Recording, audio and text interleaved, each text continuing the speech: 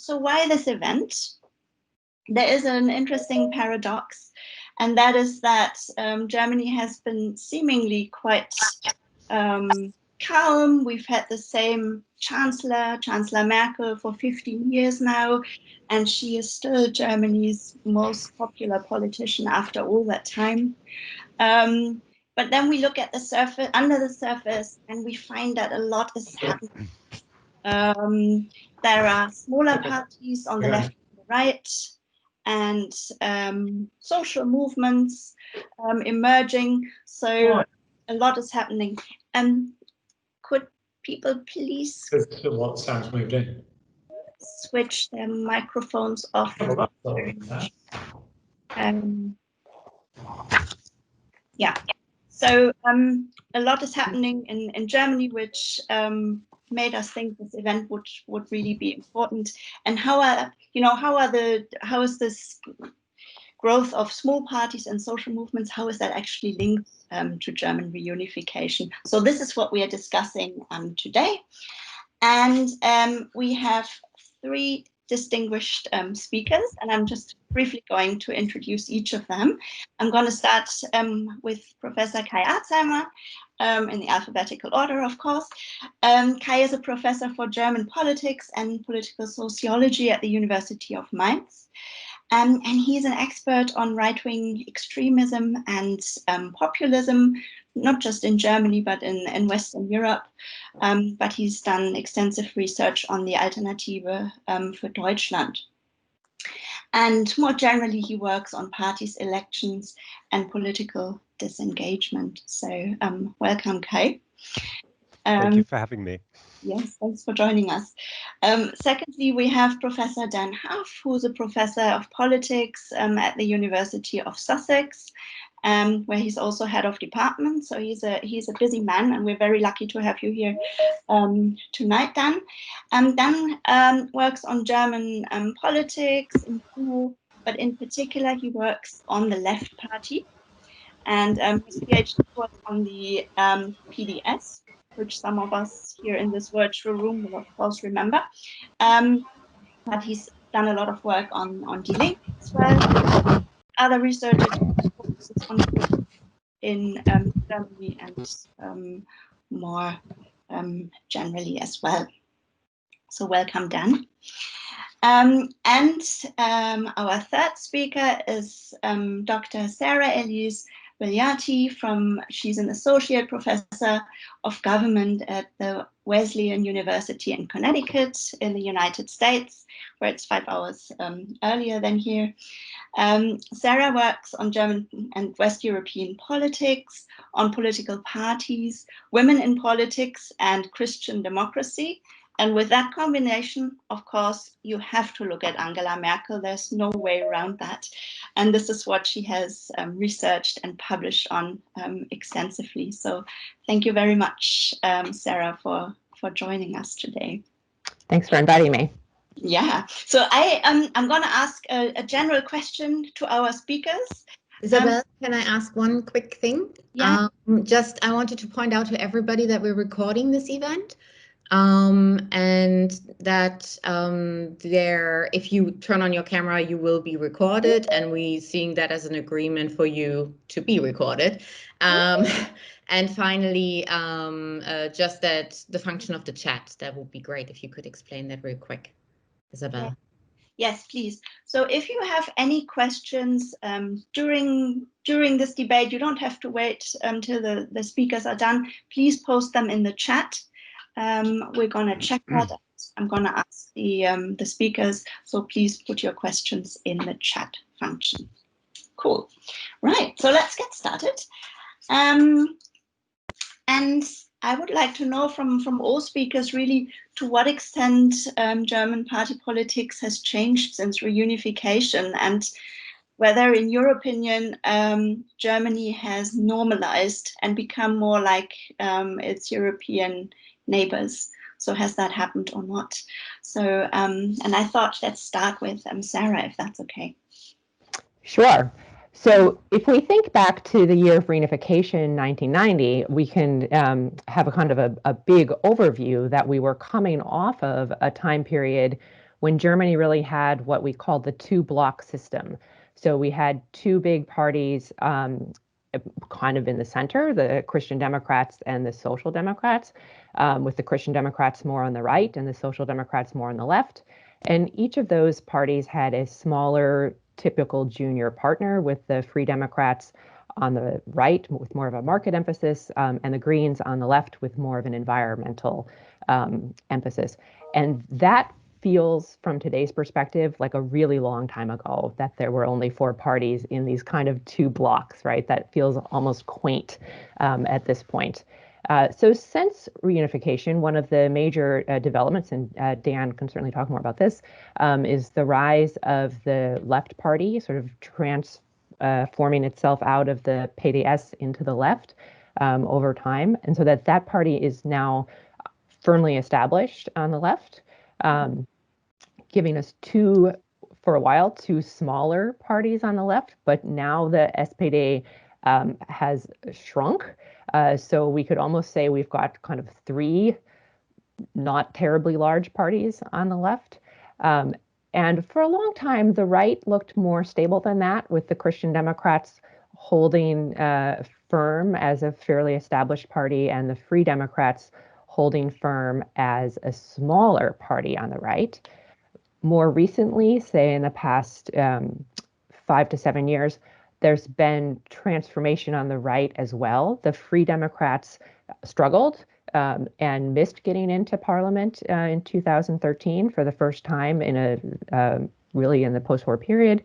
And we've seen, of course, now the rise of the Alternative for Germany as a more radical party on the right. So from that really broad overview, what's happened since reunification is a lot of fragmentation, starting on the left, but now also affecting the right. Maybe that's enough. I'm sure we'll dig into some of the details of that. Thinking about a couple of questions of whether Germany has normalized or kind of become more like its European neighbors. These kinds of transformations have happened in many other countries also. So I think to some extent what we see is a little bit of a delay in Germany, and especially a delay in the arrival of the radical right that came later to Germany than to many other countries, but is certainly there now. As someone who writes and thinks a lot about the Christian Democrats, I think another German kind of exception would be that the Christian Democrats have managed to maintain a fairly significant, prominent role in the German party system, whereas the center-right has often struggled in other places, especially in continental Europe, right? So that's been a kind of aspect of stability in German politics. Has Germany normalized? I think that question always means, has it moved past its history of the Second World War and the Nazi-Zeit, as the Germans like to put it. I think there has been, some normalization of that. I think the rise of the AfD is probably evidence of some of the taboos against the radical right starting to fade. But I don't think it's completely normalized, and we can see evidence for kind of continued a kind of a special hesitancy, perhaps, on the Germans' part with the resignation of Annegret Kramp-Karrenbauer last spring, when a kind of not an event having to do with politics at the state level that brought someone from the FDP to power, but with the support of the CDU and also the AfD, and this little wrinkle of like maybe affiliation with the AfD was enough to cause the resignation or to push the resignation of a major Christian Democrat over the edge. I don't know that we would have seen something like that in other European countries where I think there's more normalization of relations with the radical right. Yeah, thank you so much, Sarah. There's a lot. There's a lot there. Yes, a lot there, as there should be. Thank you very much. Dan, would you like to respond to this? Would you like to add to this? Sure. Yeah, very happy to. I mean, I agree with the vast majority of what Sarah said. So in many ways, I just subscribe to that. But there's a couple of points I'd add to it. And I think that in terms of normality, well, sure, the number of parties that now exist in Germany looks broadly in line with what it might do elsewhere. And Germany was, of course, a 2.5 party system for 3 or 4 decades. So Germany has definitely moved. It's definitely evolved as a party system. But what for me is most interesting is that nearly all of these parties, with the exception of the AfD, are coalitionable. And Germany's federal structures give the country the opportunity to test this sort of thing out. One of the criticisms I heard about the government in Thüringen, which of course is led by Bora Ramelow and Die Linke, is that it's really, really boring. And I thought, well, is that the best you've got? Is that really it now? The Die Linke is accused of being boring, where, of course, in the mid-1990s, the PDS was accused of being extremist and anti-constitutional and all the rest of it. So I think Germany's federal system has allowed it to evolve in a way that suits different parties at different times in different places, because of course Die Linke is a great example of how we talk of one party, but it's quite a diverse organization, and you know, it governs in three states, but it's a million miles away from governing in a number of other ones. So I think Germany's organizational setting, its federalism, has helped it evolve at its own pace and in its own unique sets of ways. So that's one thing I'd add. The second thing is about where this goes from here, and I think I mean, it's always hard to predict when new things are going to happen. By definition, they come along when you don't really expect them. And so some of the challenges that Germany's had to face have been unique. You know, the immigration challenges of 2015-16, nobody really saw them coming. Nobody saw the financial crisis of 10, 12 years ago. Perhaps they should have done, but they didn't. And so these things come along, and Germany has dealt with them, I think, generally in one or two ways. And we saw that with the immigration crisis, where the AfD had a sort of rejuvenation. It was on the way down in the opinion polls, and Kai will be able to say more about that than I can. So that has prompted a new and stronger actor to stabilize itself. And yet the financial crisis, you would think Die Linke would have done very well out of that. It looked like capitalism was failing, and yet it didn't. It didn't really at all. It's you know, its performances in elections were certainly no better than they were before, and so it wasn't able to rise to that challenge. So one thing German politics has definitely got is more interesting, and there is more going on. And if anyone ever asks why it's worth studying German politics, then I think the last decade is the evidence that you need. Even though Angela Merkel has been in power all the time, there's been a lot of interesting, challenging new events that have come along that have prompted really interesting answers. Thank you very much, Dan. And I think more of that to come, because Angela Merkel is not going to stay in power for much, much, much longer. So who will be her successor, and yeah, all of that. But I'm now going to hand over to Kai to talk about these developments since reunification. Yeah, thank you. Sarah and Dan already covered a lot of ground, so I could basically go home now, and I will just try and provide a number of small qualifications. In terms of normalization, I think the rise of the AfD is really important, because in most European party systems, you have comparable parties. And that was basically lacking in Germany for historical reasons, for many other reasons. So even after unification, the radical right in Germany was rather weak, and their support was inconsistent. It always came up in some states, especially in the East, but it wasn't a constant presence like in other European countries, most probably, most prominently Austria, where you start from a very similar situation. They had the Freedom Party in politics for a very long time. So Germany was a latecomer in this respect, and I think normalization is part of that story of the rise of the AfD. What I personally perceive as very different from other European countries is the trajectory of the AfD, which is bent towards classic German right-wing extremism, it would seem, whereas in other European countries, the radical right became more sanitized. For instance, in Sweden, there was a big purge in the Sweden Democrats to force out the old guard, if you wish, and do away with the uniforms, the songs and stuff like that. Whereas in Germany, it's going the other way. That's quite fascinating and interesting stuff. I think another aspect of normalization in Germany is the decline of social democracy. You mentioned the 2.5 party system. Of course, the Christian Democrats have almost always been stronger But the decline of German social democracy over the last 20 years really is something to behold. This is something that we have seen in similar forms, for instance, in France, also in some other European countries, not all of them. But the decline of traditional center-left parties is a fact of European political life, and we're seeing this in Germany too. More generally, yes, I think it was Sarah who already mentioned fragmentation. I think the fragmentation of the German party system is perhaps more interesting than the rise of the left and the radical right, and is also in line with developments in other European countries. And it has important consequences for coalition building at the state level.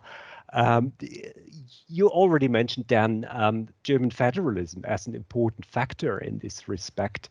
And that brings me to my last point, the regionalization, the ongoing regionalization of the German party system. There's an argument to be made that we have basically 17 separate, more or less separate party systems. In my state here, Rheinland-Pfalz, the SPD still gets 30+ % of the vote. It's clearly, well, not necessarily always the strongest parties, but it can compete with the Christian Democrats. It might outperform them in the upcoming elections, whereas in other German states, the Social Democrats are basically non-existent anymore. They have become niche parties. And this is all coexisting at the same time. And I think it sets Germany apart from many other European countries, which are not that decentralized as Germany still is. Well, that's my small qualifications to what has been said by the other two guys. Thank you very much, Kai. Again, a lot here. A lot of interesting points. And I wanted to ask Sarah, I mean, if you wanted to comment on what Kai said, please do so. But I thought, let's dig a little bit more into the CDU, because this is what you know about. And how has Angela Merkel's leadership transformed the party? And what would you say has the impact of her own background of growing up in the GDR been in all of this? Yeah, thank you. Sure. So I would just agree with everything that Dan and Kai had to say. I think that's a great overview of how the German party system has developed, and there has been an absolutely enormous amount of change in the past 30 years. In thinking about Merkel's contributions to the CDU, my view of Merkel is that she has been a real modernizer of the party. And when I think back to the CDU of the 1990s, which was the party of Helmut Kohl and Wolfgang Schäuble, a party where I was at CDU party congresses where everyone stood up proudly to say, "Wir sind kein Einwanderungsland," we're not a country of immigration. And everybody in the audience cheered wildly. That was like the best thing a politician could say to get a lot of applause, right? So the CDU is definitely very different from that party now. And I think Merkel has really been the main person responsible for the transformation of that party. I think some of this modernization was really overdue, that by the late 90s, the CDU had become out of step with a lot of German public opinion. Some of the 1998 defeat of the CDU at the national level was because people were simply tired of Kohl. But some of it was also because the party had started to really fall behind the movement of German public opinion.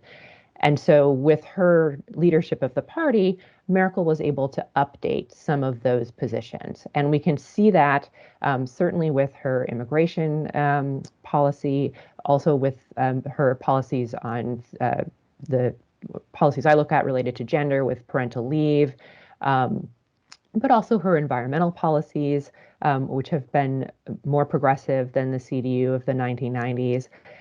So that the idea of today's CDU forming a coalition with the Greens is something that lots and lots of people are thinking about being possible. Again, this is something where in the 90s, I think that was a totally off the table idea. Now, to what extent has Merkel's background? Obviously, she's a leader that is very unexpected in a lot of ways for the CDU. Unexpected in that she's from the East. She was the first German Eastern politician to really rise to prominence.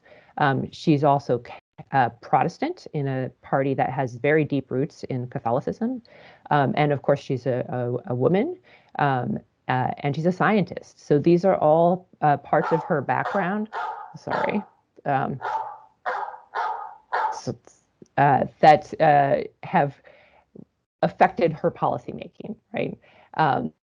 So if we think about some of the Eastern heritage and being female and being Protestant, I think those were things that let her more easily bring her party away from its very traditional rules on gender norms.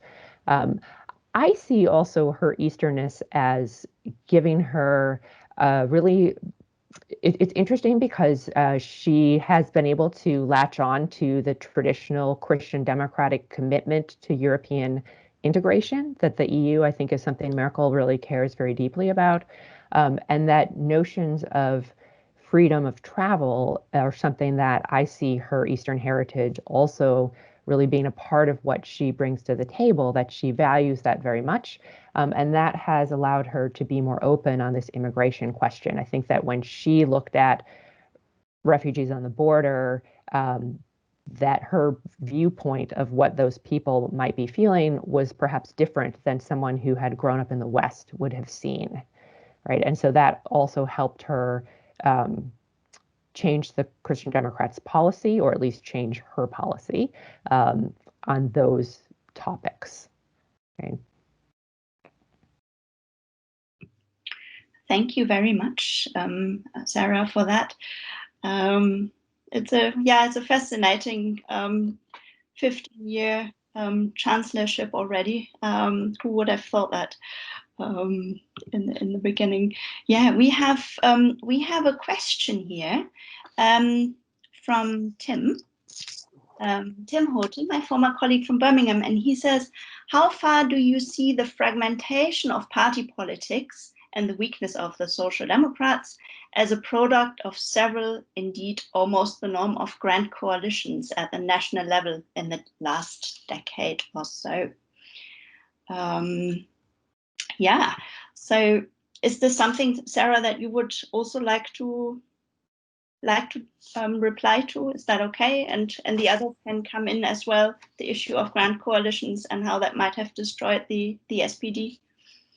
Sure. So the grand coalitions have certainly not been helpful to the SPD, but I don't think those have been the only thing that have damaged that party. The decline of the left, the traditional left, was well underway, I would say, prior to unification, right? And so if we think of the SPD as, when I introduced the SPD in my classes, I mentioned that this is probably the oldest political party that has continuously existed on record anywhere, that this party has a really proud tradition going back to the 19th century, rooted in the German trade union movement.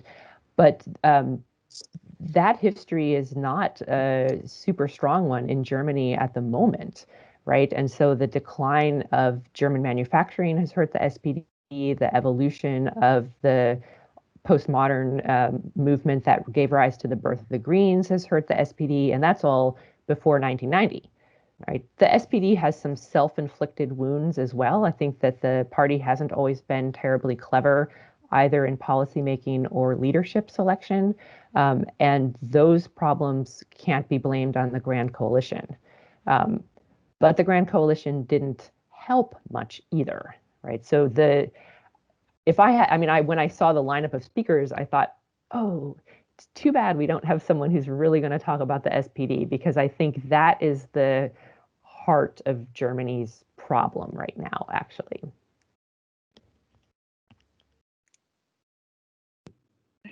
Thank you, Sarah. I think perhaps it would be right to ask Dan at this very point in time to also talk about this issue, perhaps with reference to Die Linke, the left party. Sure. Yeah, I think that's very interesting what Sarah said there. I think Merkel and the CDU have been quite good at taking credit for SPD policies in the Grand Coalition. They made that into a bit of an art form, but they're not the only, governing party that's done that. The Conservatives were pretty good at it here in the UK as well when they were working together with the Liberal Democrats. So I think that does happen. Larger coalition parties often take the credit and manage to shift the blame elsewhere. But the fragmentation of the party system happened, or started happening, well before the Grand Coalition ever came into being. So Die Linke's genesis as the PDS, at least, has nothing whatsoever to do with that. That's from 1990. The Greens, of course, have got a pre-unification history as well, and the FDP have been around longer than the Greens. The one genuinely new party, the AFD, as Kai will be able to talk us through, well, that does have its, a more modern history, but it's not really to do with the Grand Coalition. I mean, they have a narrative that it is, but it's about the euro, and it's about immigration challenges. So I think the SPD's problems there, it's easy to draw links between being in the Grand Coalition and doing very badly, but I think it is a much more complicated story. In terms of Die Linke, well, if you look at Die Linke now, if you look at their voter base, then basically they're quite like a traditional left-wing party, and they weren't when they were the PDS. They were very much an Eastern party, and of course they still get the majority of their support in the East. But they were a party that talked to people who lived in the GDR. They were a party that talked to people who'd had experiences transitioning out of the GDR. Whereas now their narratives are much more. I'm not sure traditional is quite the right word necessarily, but you recognise them as a bona fide left-wing party, and in 2007, the SPD dealt with that very badly, and of course the WASG hardly helped the SPD's progress. But it's just not dealt with it since. It's like a football team going 1-0 down. You got to deal with it. You got to find a way of regrouping and coming back. And the SPD just haven't. They've given up and they've just lost the game 1-0. Now, it may be that they'll have a replay to carry this analogy on. I'm not sure where it's going, but we'll carry it on. They may have another chance, there may be another game. But they're taking a long time to really deal with what is a pretty conventional challenge now, to have a party to your left. It's not really new for the SPD anymore. There are plenty of experience of this around Europe. And I'm with Sarah in that I think that they dealt with it generally pretty poorly. And that's the reason why I think they've struggled as badly as they have. Yeah, if I may add to that, you could argue that the SPD faces a challenge on the left and on the right, because on the one hand, you have a center-left leaning modern Green Party, and on the other hand, you have to the far left or farish left, Die Linke, which is in many ways a traditional social democratic party. And that leaves us with the question, why would anyone vote for the SPD if there are two competing models that you could pick from? And that has, again, nothing to do with the Grand Coalition. Yeah. If we could just throw a number at you there as well, Kai, about 440,000 people voted for Die Linke in the last Bundestagswahl, who voted for the SPD in the election before. So there's clearly a little bit of drift, but there's also drift from Die Linke to the AFD. There's plenty of drift about, and the SPD just doesn't seem to get itself on the right end of this, and that's a problem it needs to answer, I think. Yeah, and it's an ongoing problem of leadership, without doubt. Yeah, that's something I just also wanted to ask. I mean, the leadership duo that nobody knows, and were we thinking, well, if you want to be a more left-wing party, you will compete even more with Die Linke, right? If you elect that sort of leadership that they had, that nobody knew beforehand anyway. I think they perhaps haven't done themselves much of a favor in finding their own niche again. But yeah, that's always perhaps easier to say with hindsight. I just wanted to ask Kai to speak a little bit more about the AFD, because I think our audience is interested in that phenomenon. And given that there's a lot of talk and experience here with UKIP and the Brexit Party, which is often labeled the parties of the so-called left behind. I know this is a controversial term, but would you say that the AFD is the party of the left behind in Germany? Yes and no. I mean, the comparison with the Brexit Party and UKIP is sort of obvious, but I think it's also very misleading because the AfD really started out because of the Euro crisis, and more generally because the CDU became a more modern party, as Sarah explained. Lucke famously is on record saying, I did not leave the CDU left me. And in a sense, you could argue that the AfD was left behind by the modernization of the CDU. But his generation of politicians, or his cohort, or his group, whatever you want to call it, has since long left the AfD.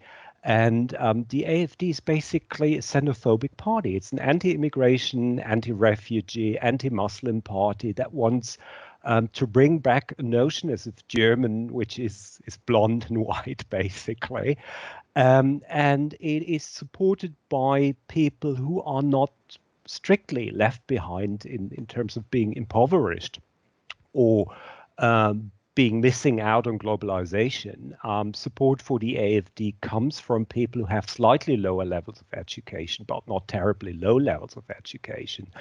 They have some more support from the unemployed, but most of their voters are employed and are living relatively safe and sheltered lives. It's really about the culture and about the image of German society that the AfD represents. And we are actually trying to disentangle local factors of AfD support. And there is some evidence that if you are in an area where industries are declining, where schools are closing, where people are moving out, that might affect your likelihood of voting for the AfD.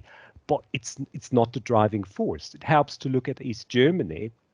The AfD is strongest in the part of East Germany that is the most prosperous one, in Saxony. And in Saxony, it's more the richer parts around Dresden, which are not exactly starving. So it's, in my view, not really the party of the left behind. It's the party of people who want to get back a different vision of Germany, a different German society without immigrants. It's the party of the cheesed off rather than the party of the left behind. Yeah. It's sort of serious comment, you know. That's what yeah, they are. sure, They're cheesed sure. off with something. I take that very seriously. Yeah. It's a new concept that you could invent, Dan, that the cheese off. I There's a paper in that. Yeah, absolutely. Take a good note here. I kind of wondered, so we've talked about the AfD thinking about or dreaming back a Germany that perhaps no longer is, probably never was there, but in their imagination, that's how it should be. And that also kind of relates to the issue of gender. So the role of women, their idea of women, where women's place is.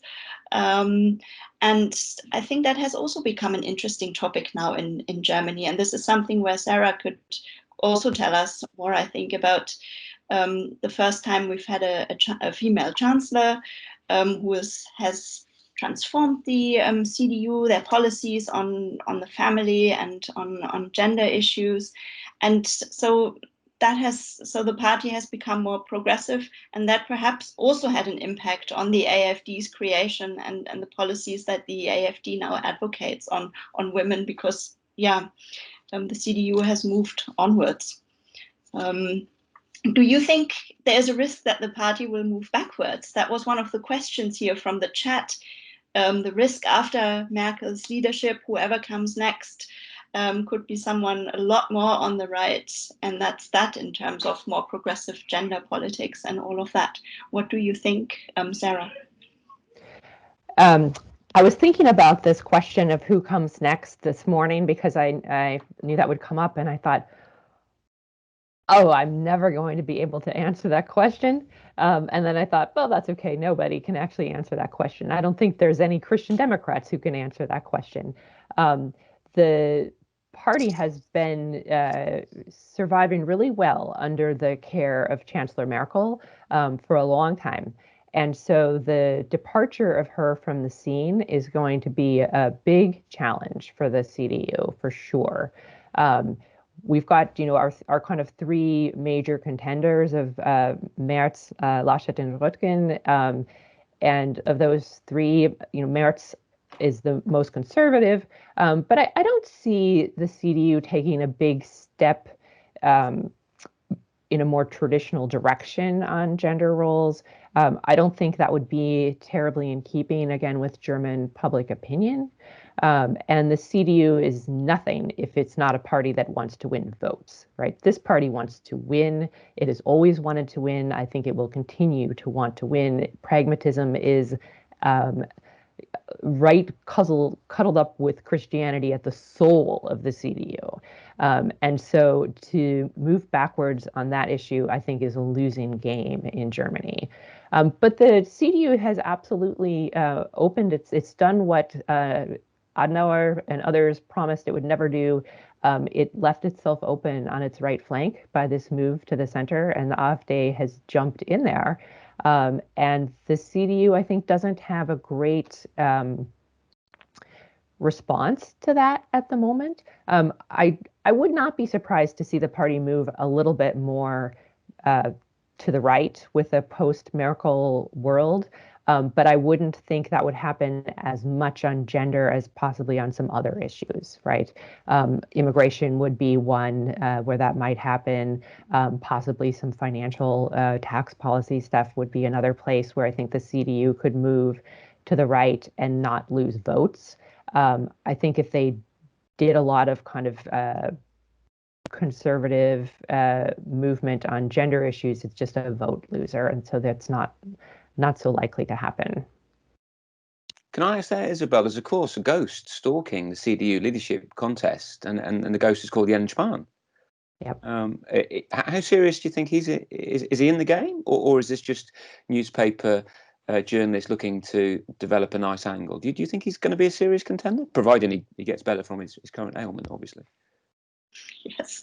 He's got COVID-19, in case people aren't aware, but yeah, he has COVID-19. I think so. I mean, he's worked on his profile, hasn't he, over the past years, and he has his followership. So I think he would be a serious contender. But perhaps with Merz and Spahn, that's the right wing of the party, two competing against each other. So maybe only one of them will be in the end game. I don't know.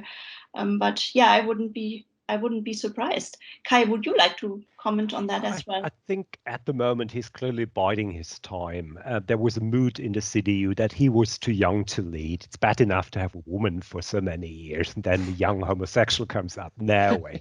But I think in 5 years, in 8 years maybe, there was a poll the other week, I think, that amongst the general population, he would be the most popular person to lead the CDU because he's so popular right now because of the COVID response. But I have no idea who will be the CDU leader come next year. Well, and if he were to become the CDU leader at some point, it certainly is further evidence that the CDU is not going to go backwards on gender issues, right? If we construe gender more broadly and think of them having a homosexual leader, that's something that's genuinely under discussion. That's huge movement from that party in the past 20 years. Yeah. And I wouldn't equate him with Merz because he's a different brand of right-wing conservative CDU man. He's much more modern, much more eloquent in a way. He would be a cool choice, I think.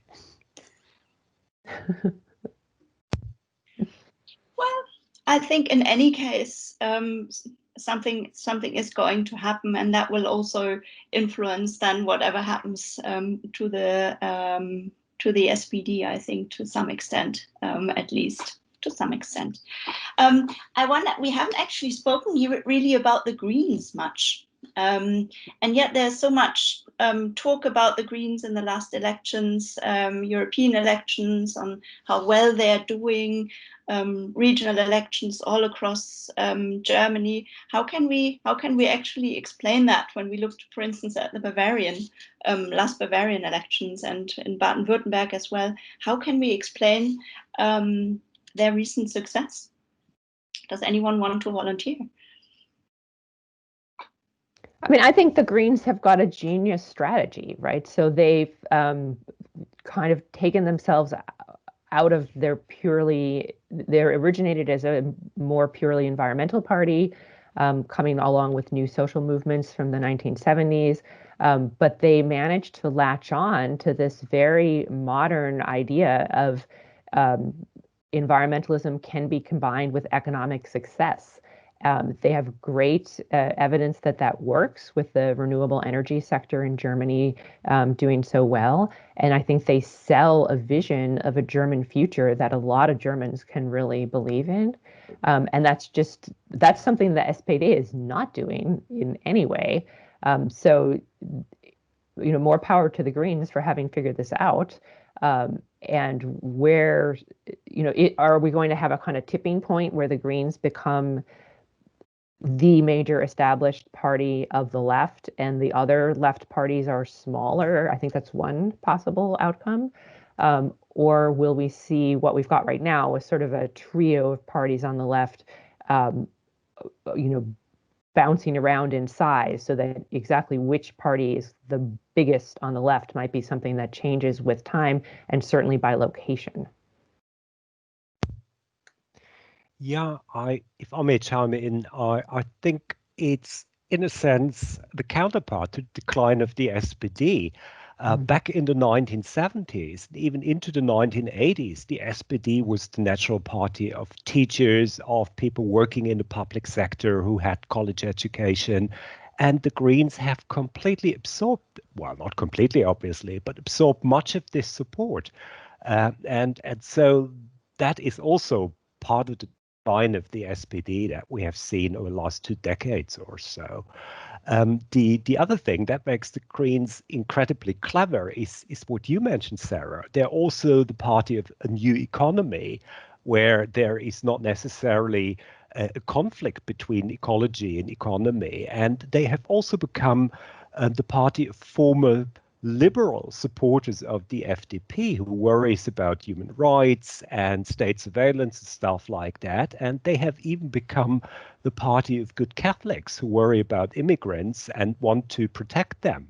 And that was part of the story in Bavaria, that people were upset by the way the CSU was going for a very short period of that campaign, when they tried to out AFD the AFD, and then former CSU voters turned to the Greens. That's a pattern that we have seen in other German states, that a small percentage, but still a percentage of CDU voters who are very positive about immigration turn to the Greens. Can I just add a touch of skepticism there, though? I totally understand the narratives, but we've been here before, right? 4 years ago, the Greens were flying high in the opinion polls, and they were great at winning opinion polls and second-order elections, but not nearly so good when it came to the federal election. So, and of course, the Greens are drifting down in the opinion polls, albeit from an impressively high level. And the newest Allensbach data basically had them 1 or 2 points ahead of the SPD again.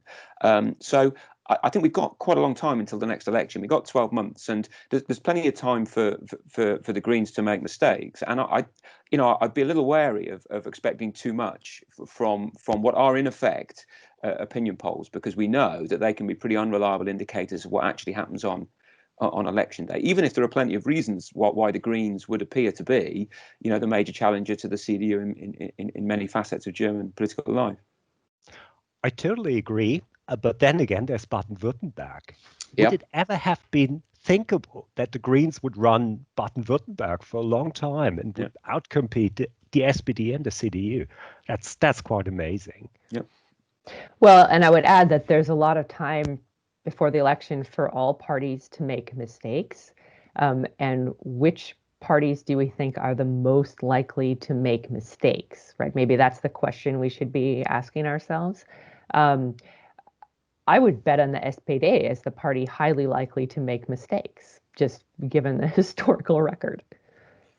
But how low can they go? Maybe there's an opportunity here for the CDU to get the right leader with the right narrative and to really kick back into the Greens electoral base. Because, I mean, who knows if the people who've drifted from the CDU will stay, with the Greens through thick and thin. That's why I think Jens Spahn is an interesting character. I don't see him as being on the right so much anymore, Isabel. I understand why people say that, but I think he's got more about him than people perhaps would give him credit for. And that I suspect the Greens are worried about that. I think Kai may be right. It may be coming too early for him. But if it does happen that things run differently, I suspect the Greens will be worried about Spahn. Yep. Yeah, an openly gay leader of the CDU, that would be a new development. First a female chancellor, and then that would be another thing. Yeah. We haven't still. So I keep talking about these other parties. We haven't still talked about the FDP very much. So once the kingmaker, many years co-governing with the CDU. Where are they now? And why are they where they are at the moment? Why are we not talking about them more? So what are your explanations for their crisis? Who would like to start? Dan, perhaps? Yeah, I mean, I'll try and leave my own personal political preferences to one side in analysing the FDP. But I think not going into the last government when they had the opportunity to do so, and the way that they left the coalition negotiations leaves. I think that was noticed. Now, David Cameron always used to say here in the United Kingdom that the news that gets reported on Heart FM is much more important than what gets reported on the 6 o'clock news, because more people listen to Heart FM. And I think for a time, that sort of message from the FDP was one of unseriousness. It was one of unreliability. It did get reported on the German version of Heart FM. And I think that's left a real sort of challenge for the current FDP leadership to make themselves look serious again. Why should we believe you when you say you're going to go into government and fight for liberal interests when you had the chance to do it last time and you didn't? So I think they've got an image problem there. And I also think that ultimately they're seen as being quite narrow, and that they're seen as being very much a niche party, whereas the Greens, one of their successes, of course, is not being so niche anymore, that there is more to the Greens than just the environment. There is more to the Left Party, for better or worse, than conventional socialism. So I think ultimately that narrowness and the ability to look trustworthy are still problems they've got to deal with. Absolutely agree. If you wonder what they stand for, it's basically lower taxes and being part of government, and they skipped the being part of government part last time around. So it makes you really wonder, what do they stand for? And that's not a development of the last 4 years or so. It really begins after unification, to go back to unification. And it goes back to the troubles they had in the eastern states during all of the 1990s, because they had no natural base there.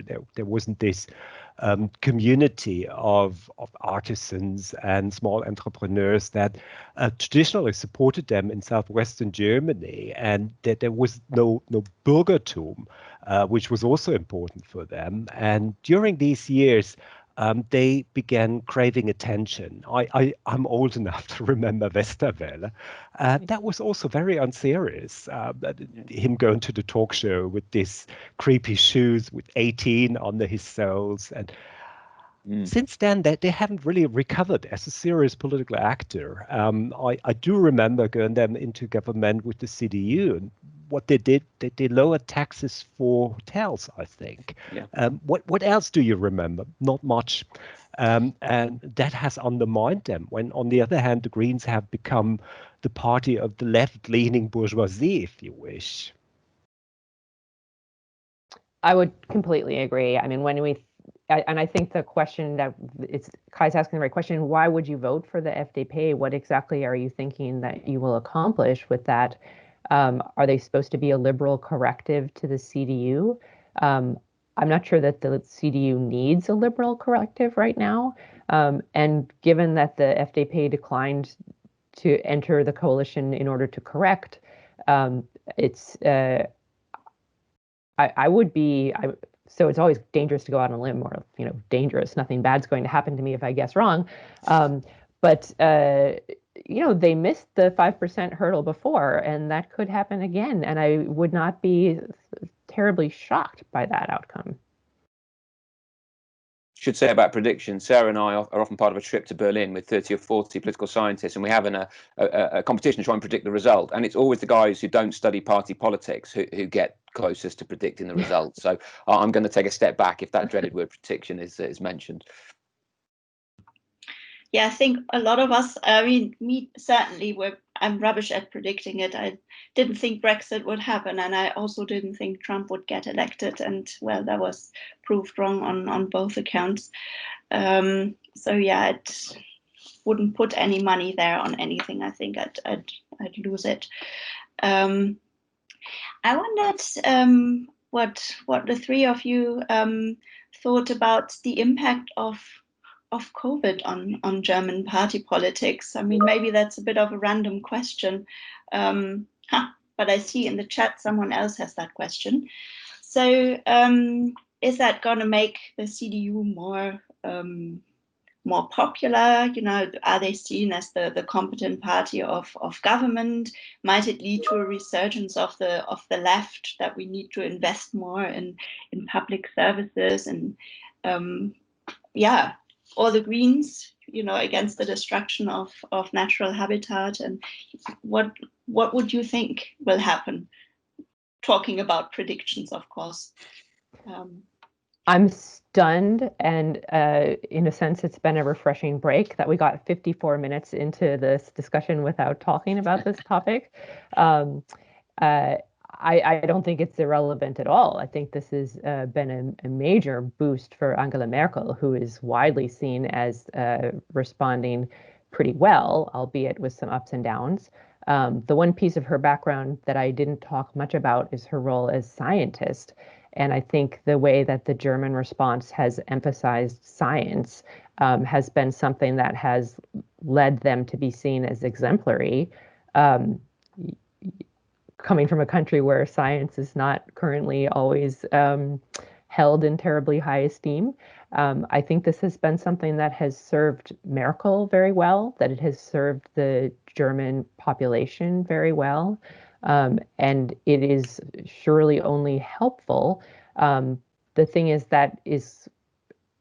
how is that going to be seen? Is that a Merkel response? Is that a Christian Democratic response? Or is that simply a German response? Is that something that any German leader would maybe have done? And I don't have the answer to that question. But I do think that the rise of Merkel's popularity after 2017's election, a lot of that rise is definitely linked to her response to the coronavirus.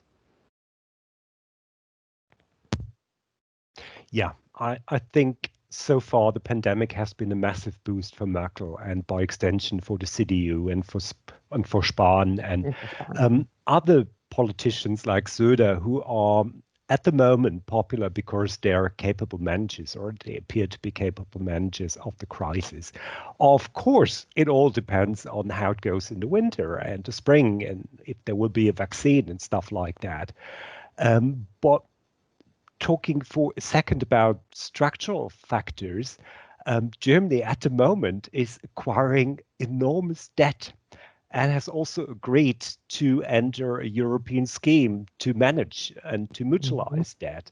And that will have important ramifications for German politics and European politics. Now, I'm not in a position to come up with any predictions about that, but I think it will severely constrain what the next generation, perhaps, of politicians can and will do in Germany and Europe.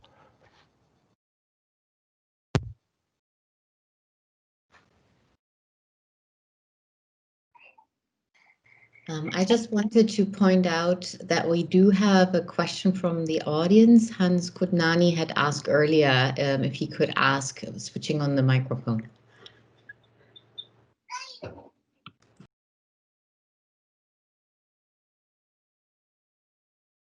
Still on mute.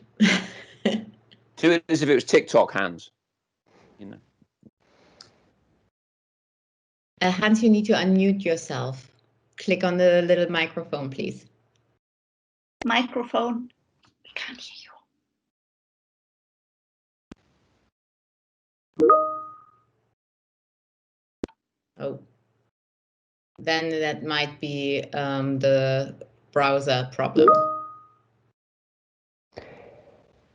Maybe while he's typing, he could type his question and we would be able to see it. I'm dying to ask Kai a question, Yes, which is, what do you think the future of the AfD is going to be? Where is this party going? I think that is really one of the absolutely key questions heading into the 2021 election, and how well the AfD has established itself in the German party system, if this is a kind of event that's going to last a couple of electoral cycles, or if this is going to be a more permanent resident in this party system. Right. Well, that's a deep question. Talking about the medium term, the AfD has acquired considerable resources. They have hundreds of MPs at the national and the state level. They get considerable funding, so they had the opportunity to develop structures. And this is why I don't see them go away within the next 3 or 4 or 5 years, but I'm not sure if they will still be around in 10 years. And this is because of the massive infighting within the party. From the very beginning, the AfD has been a very uneasy coalition of right-wingers of different stripes, from conservative former members of the FDP and the CDU to people who have been in the Republicans, perhaps even in the NPD, who do marches in their spare time, real far-right activists. And they have managed to sort of coexist within the party for the last 7 years, is it now? But there are massive tensions, and these tensions are exacerbated by the amount of surveillance the party is now getting. Surveillance by the press, but also by the Secret Service. And Dan mentioned coalitions. It's unthinkable for me, and I think most people in Germany, that any other party would enter a coalition with the AfD. They are effectively isolated within the party system. And a huge segment of the population sees them as right-wing extremists. I think in excess of 80% now say this is eine rechtsextreme Partei. And so there's a lot of pressure on the party and a lot of ongoing infighting. And I think in the very long term, that might bring them down, or they might even end up in the Constitutional Court defending themselves against allegations of working against the Constitution. And that is, if I'm allowed a last comment, then you really have to stop me, because I can go on for ages like that. That is really an unusual trajectory if you compare it to the trajectory in other European party systems. In Greece, the Golden Dawn has been banned as a criminal organization. That was really a throwback. That was a neo-fascist party. You don't have that in electoral politics in other West European countries. They're all moderate. They choose their words carefully. They cut their ties to traditional far-right actors, whereas parts, at least, of the AfD are going into the other direction, working with Pegida, working with former NPD members, working with obscure associations that campaign for restoring faith in the German army and whatnot. It's totally going against the grain of modern far-right populism in Western Europe, and I think that might be their downfall. Mm-hmm.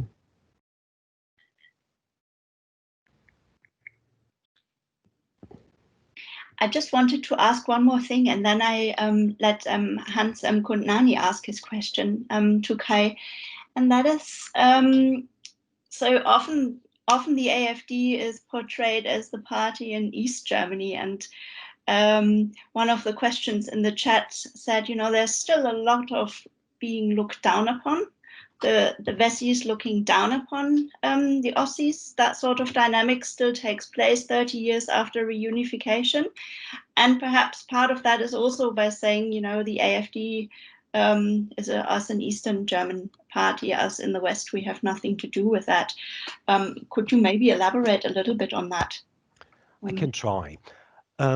First, you're absolutely right. There is still a latent conflict between Easterners and Westerners about status. Who is a proper German? Who has access to key positions in society? Who gets the wealth of the country, basically? There is a redistribution conflict within Germany.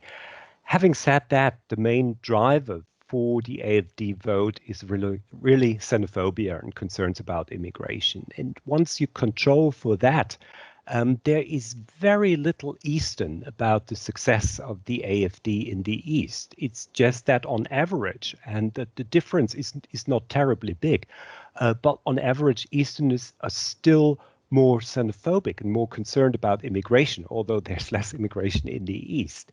And that goes a very long way in explaining the difference between the AfD support in the East and the West.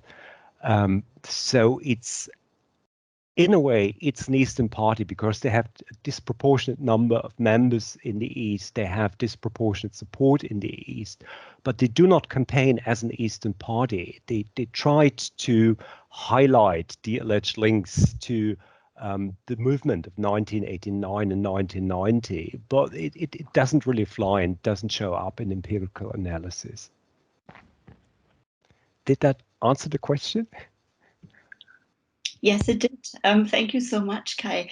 I could now ask, please, Hans Kundnani to ask his question, because I think he has been able to unmute himself. Is that right? I think so. Can you hear me now? Yes. Great. Yes. Great. Thank you very much. And sorry about that technical problem. And thank you all. It's been a really interesting discussion. I wanted to come back to the original framing, this story of fragmentation, and add something to it, or rather maybe spell something out that I think is implicit, that needs to be added to it, and then suggest that if we reframe it in that way, Merkel starts to look like a much more problematic figure than we're suggesting. So, you know, we've been talking about fragmentation as the overall story. It seems to me it's kind of half of the story, because there's also this story of convergence. So you've got fragmentation and convergence. And Dan kind of hinted at this when he said, you know, there are all these new parties, but with the exception of the AfD, they're all coalitionable, right? So there's been this ideological convergence. To me, that's a big part of the story of German party politics in the last, you know, at least 20 years, where, you know, starting with the left, the SPD moving to the right on economic policy, this, you know, doesn't create the PDS, but it does basically create Die Linke in the sense of, you know, the 2005 election, which in turn creates the Grand Coalition, because it means it's no longer possible for there to be a SPD-led, you know, coalition. So you then have 3 grand coalitions in the last 4 electoral period. It's almost becoming the norm.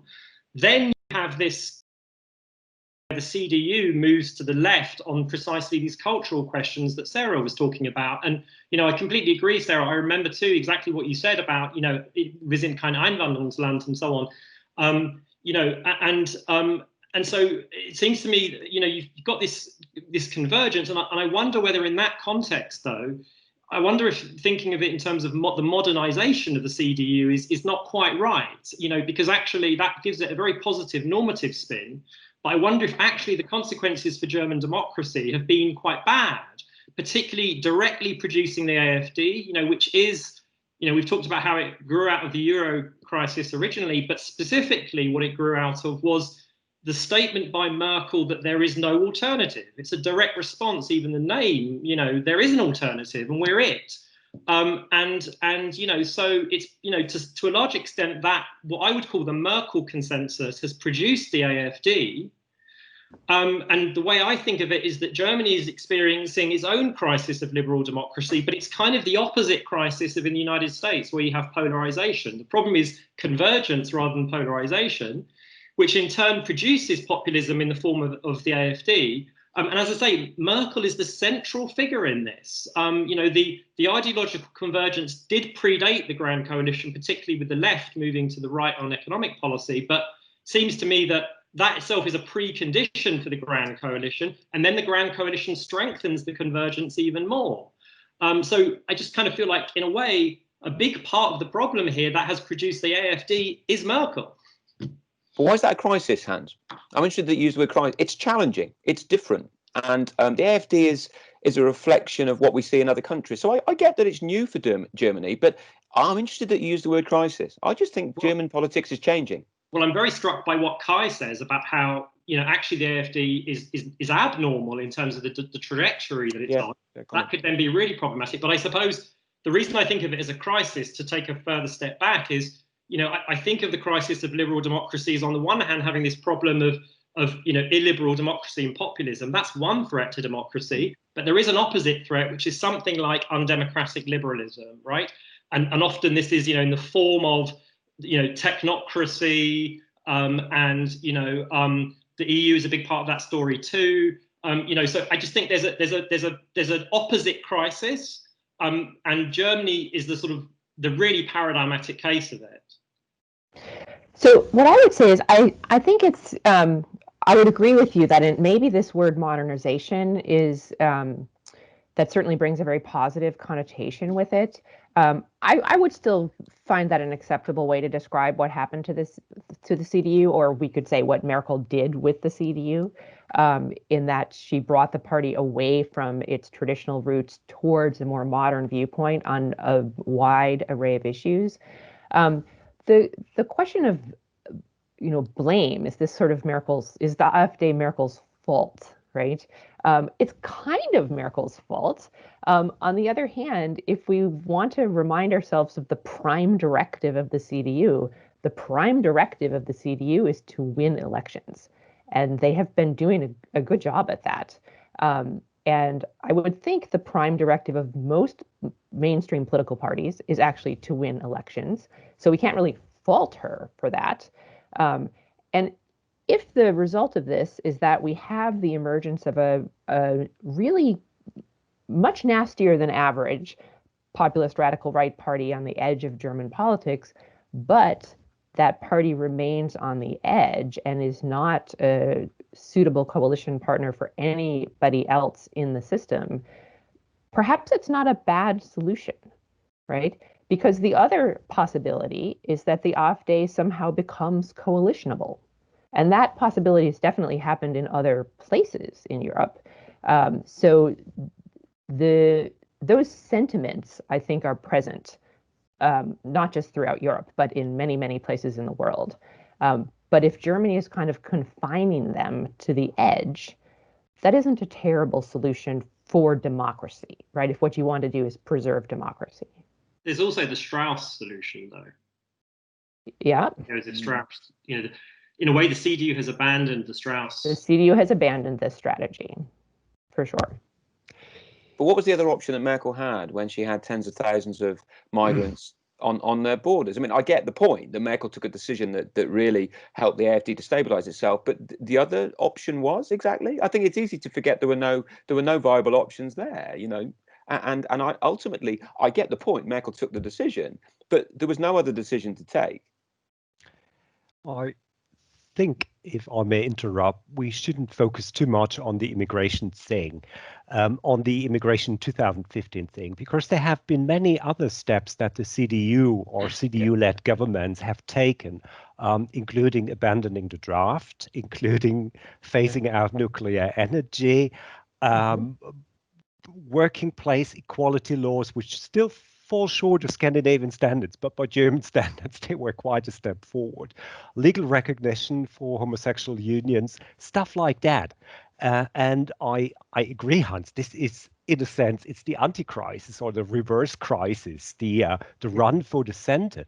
But we should also note that the center has shifted considerably over the last 30 years. We have those very long time series in the Albus, where we ask people about how they see homosexuals, how they see family roles, stuff like that. And this is enormous. There has been enormous change over the last 3 or 4 decades. And in my humble view, what Merkel did is she just followed developments in German society. So that part of that convergence is actually a shift to more progressive values, or is driven by a shift to more progressive values in German politics. But perhaps I'm over-optimistic here. Well, I think if we imagine like a different Merkel or a different leader of the CDU who decided in 2005 or 2007 or 2009, any of those moments, even prior to the European sovereign debt crisis or the immigration crisis, to say, I'm sticking with the traditional Christian democratic viewpoint. I'm going to remain committed to all of the kind of old school Christian democratic values and try to sell that. I think that party would have lost because German public opinion had moved. And so that would have been a different outcome and would maybe have not allowed for the rise of the AfD. But I don't know that it would have been a kind of better democratic outcome, because surely we want the major parties in a system to follow the voters, and the German voters had shifted.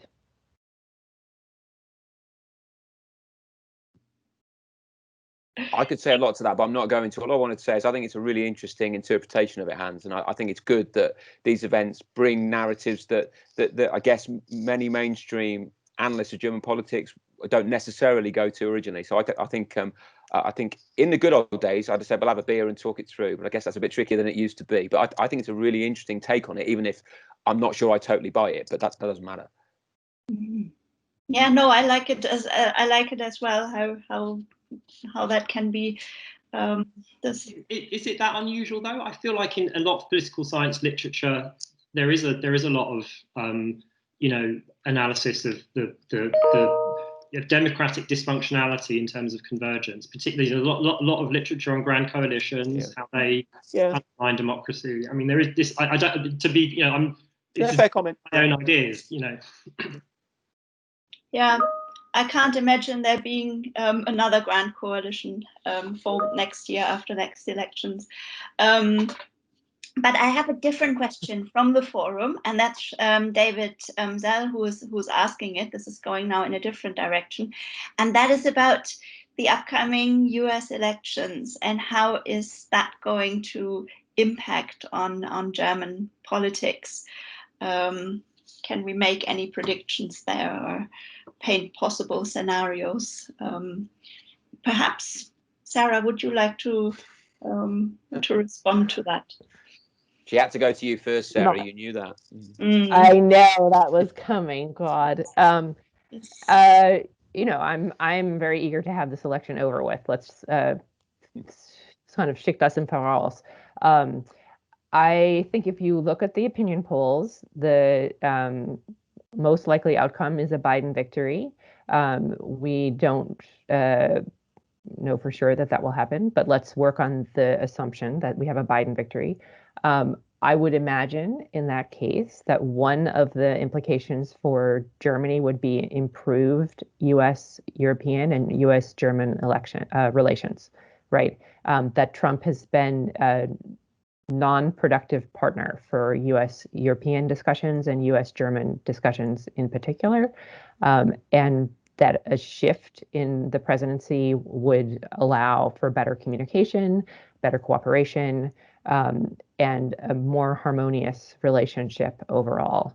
I do think that is, statistically speaking, the most likely outcome. But we've got, 12 days or something till election day. So, of course, the outcome of the election may not be clear immediately. So we'll see how that goes. Maybe we'll beat the German record at, that 2017 election took Germany a really long time to figure out. I hope the Americans get it cleared up somewhat quicker than that. I'm eager to hear what the rest of you think about this. Well, I thought the question was quite interestingly put because of the impact on German party politics. Now, I'm not in any way an expert on foreign policy, but my view of German parties' reaction to Trump is that there's a general consensus. I mean, this links into what Hans was just saying, actually, that the centre has a consensus that they're not Trumpian, and that's not rocket science. People can work that out. Yeah, certainly on the far right. I mean, the AfD.